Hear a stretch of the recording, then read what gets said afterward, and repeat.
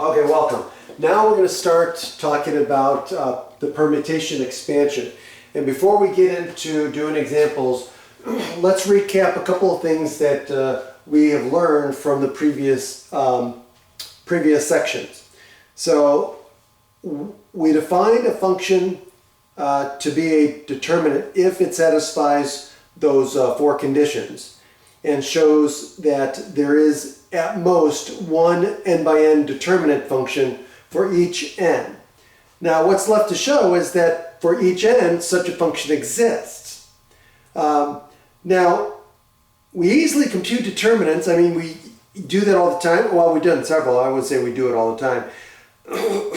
But what we did was, what did we do? We did use Gauss's method, keeping track of the sign changes from row swaps, and end by what? Multiplying down the diagonal.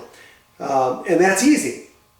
Now, the difficulty is to show that the computation gives a well-defined result, meaning that it's unique.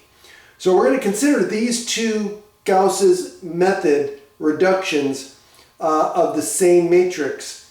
The first one was without a swap. Okay, notice that we got from here to here just without doing a swap. And this one here, we did a swap first, and then we did this operation, and we ended up getting two different echelon forms.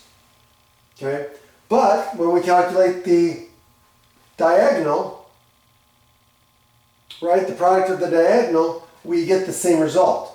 -2, we got negative from the swap, right? Negative from the swap. And we multiply, we get 2 here, so it's -2. So we get the same result, okay?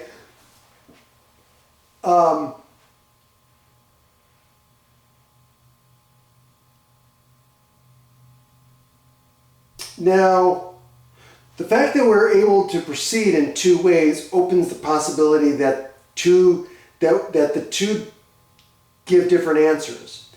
That is, the way that we have given to compute determinant values does not plainly eliminate the possibility that there might be, say, two reductions for some 8 by 8 matrix or 9 by 9 matrix that would lead to two different determinant values. So we haven't eliminated that possibility. Now, in that case, we would not have a function, because remember, functions are well defined. Okay? So the definition of a function is that for each input there must be exactly one output associated with it. And so the rest of this section we're going to go over, we're going to show that the definition will never lead to a conflict, a contradiction. Okay. Now to do this, we're going to define an alternate way to find the value of a determinant. And so this alternative is less useful in a practical sense because it's slow, but it is very useful for theory. And the key idea is that condition 3 of definition 1 shows that the determinant function is not linear. Okay, so we're going to do some examples, and then we'll go from there, and that's it.